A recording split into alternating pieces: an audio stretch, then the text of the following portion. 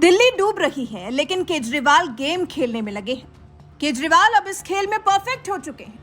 कुछ भी काम हो, बीजेपी पर आरोप मढ़ो और निकल लो, भले ही वो प्राकृतिक आपदा ही क्यों ना हो।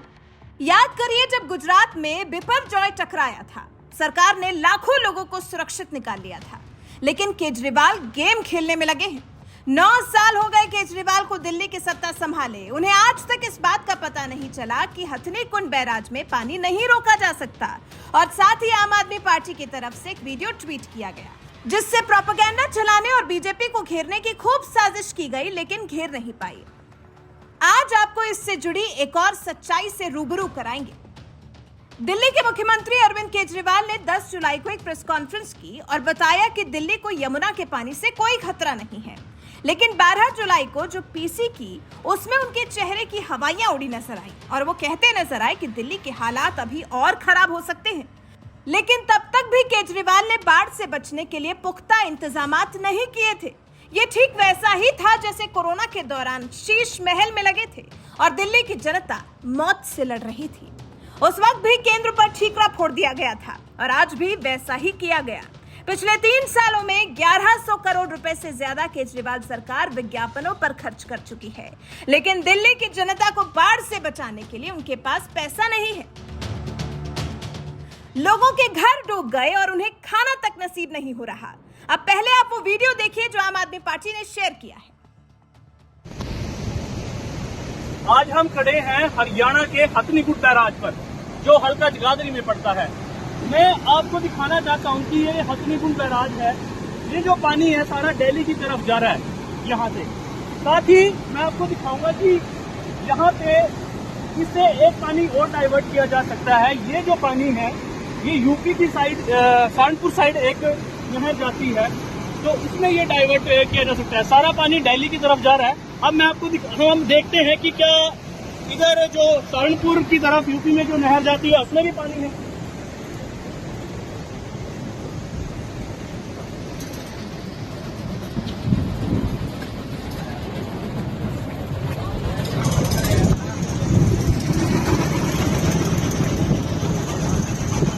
और ये देखिए, ये सहारनपुर यूपी को ये नहर जाती है, साथ में जो हमने आपको दिखाया था। 14 जुलाई फ्राइडे के दिन मैं यहाँ खड़ा हूँ सुबह। अब आप देखिए, ये नहर बिल्कुल ही सूखी है। जब हमने लोगों से पता किया तो वो कह रहे हैं कि अमूमन इस नहर में पानी चलता है, पर पता नहीं 2-3 फ्लड की वजह से सारा पानी दिल्ली की तरफ डाइवर्ट किया गया है। कोई भी पानी यूपी की साइड नहीं छोड़ा गया। अब मैं आपको वो फ्लो दिखाता हूँ जो दिल्ली की साइड जा रहा है पानी, सारा के सारा।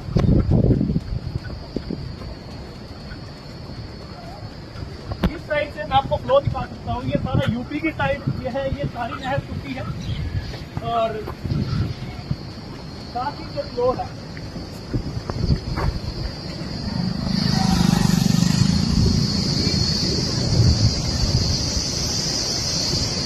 ये वो पानी है सारा के सारा जो दिल्ली को जा रहा है।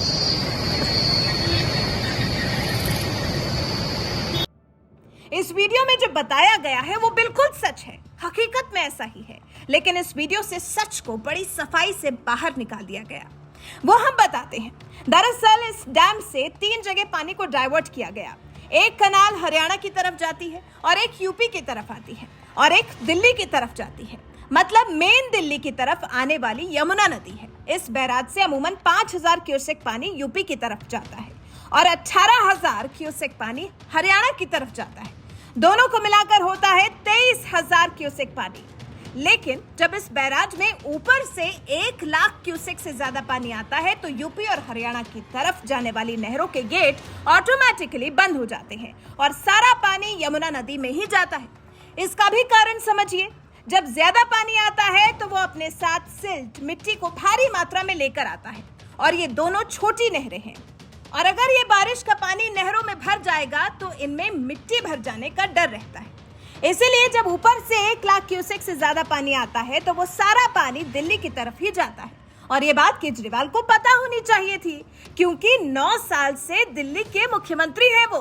अब और सुनिए, दिल्ली की तरफ जो पानी आया वो 3.65 लाख क्यूसेक पानी आया। अब सोचिए, अगर यूपी और हरियाणा की तरफ पानी खोल भी दिया जाता तो क्या दिल्ली में बाढ़ नहीं आती? क्या 23,000 क्यूसेक पानी से दिल्ली में आने वाली बाढ़ को रोका जा सकता था? कतई नहीं। अगर यूपी हरियाणा की तरफ पानी छोड़ा जाता तो भी तो दिल्ली की तरफ 3.42 लाख क्यूसेक पानी जाता। और एक बात, दिल्ली की तरफ आने के बीच हरियाणा के भी 11 जिले पड़ते हैं, लेकिन आम आदमी पार्टी से बीजेपी की साजिश कराते रही है।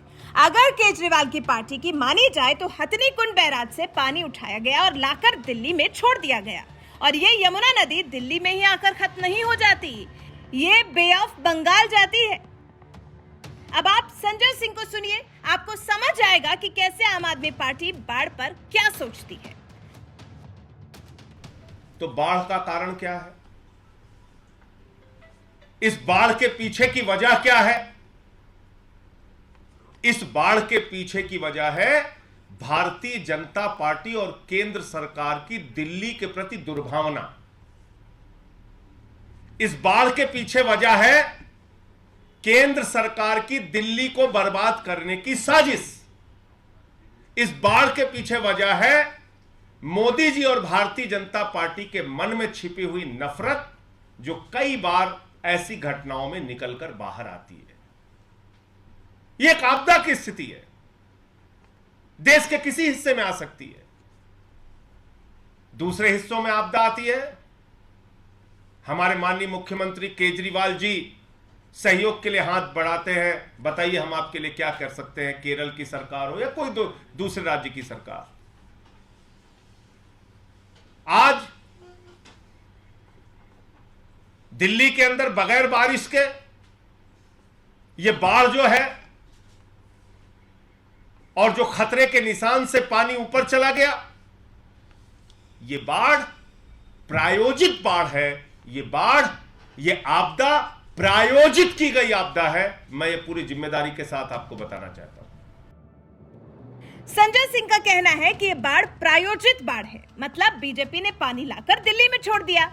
क्या कुछ भी बोलते हैं? बाढ़ भी कोई ऐसी चीज है जिसे कंट्रोल किया जा सकता है? क्या बीजेपी जानबूझकर बारिश करवा रही है? क्या बारिश भी बीजेपी के हाथ में है? खैर, आम आदमी पार्टी का जो भी सोचना हो, लेकिन जो सच्चाई है वो हम आपको बता दें। ये बाढ़ ना तो प्रायोजित थी और ना ही साजिश। तो केजरीवाल सरकार अपनी जनता के जीवन को बचाने के लिए काम करे, ना कि राजनीति करे, और अपनी गलतियों को छिपाने की कोशिश ना ही करे। आप इस खबर पर क्या राय रखते हैं? कमेंट कर हमें जरूर बताइएगा। जब 208 पॉइंट, अब तो मेरे ख्याल से 6 भी 208.6 से ऊपर है, 6 से ऊपर है, और इस लेवल की पानी पहुंचेगा ये कभी सोचा नहीं था। तो अभी 3 वाटर ट्रीटमेंट प्लांट हमारे वजीराबाद, चंद्रावल और ओखला, 3 वाटर ट्रीटमेंट प्लांट बंद हो गए हैं इसकी वजह से, बिकॉज पानी पंप्स के अंदर घुस गया है, अंदर मशीनों में घुस गया है। और जब तक पानी कम होगा उसके बाद उनको मशीनों को सुखाया जाएगा, क्योंकि बिजली से चला दिया तो करंट आ सकता है, और उसके बाद पानी दोबारा शुरू होगा। लगभग 25% दिल्ली का पानी जो है वो इसकी वजह से कम हो जाएगा।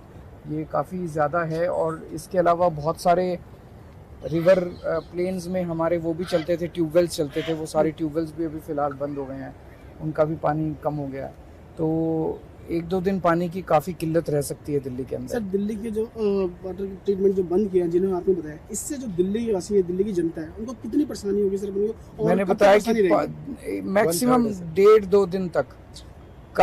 मुझे उम्मीद है कि कल शाम तक हम पानी शुरू कर पाएंगे, काफ़ी कर पाएंगे, कल शाम तक शुरू कर पाएंगे, क्योंकि केवल पानी कम नहीं होना, पानी कम होने के बाद उनको मशीनों को सुखाना भी पड़ेगा, ड्राई करना पड़ेगा, उसकी सारी तैयारी है। जैसे ही पानी कम होगा मशीनें सुखाने का काम शुरू हो जाएगा, लेकिन इसके लिए जनता को तकलीफ होगी, जनता को उसका सामना करना पड़ेगा। सर, वाटर फ्लोइंग काफ़ी हो रहा है और सड़कों तक पानी पहुंच गया है, जिससे दिल्ली वासियों को काफ़ी। वो कल ही मैंने बता दिया था, जो हमारे पास रिपोर्ट्स आ रही थी कि पानी काफ़ी तेज़ी से ऊपर बढ़ रहा है। तो मैं सब लोगों से यही निवेदन करूंगा कि बहुत ज़्यादा ज़रूरी ना हो तो घर से बाहर ना निकलें, और जितना ज़्यादा से ज़्यादा हो सके अपना वर्क फ्रॉम होम करें।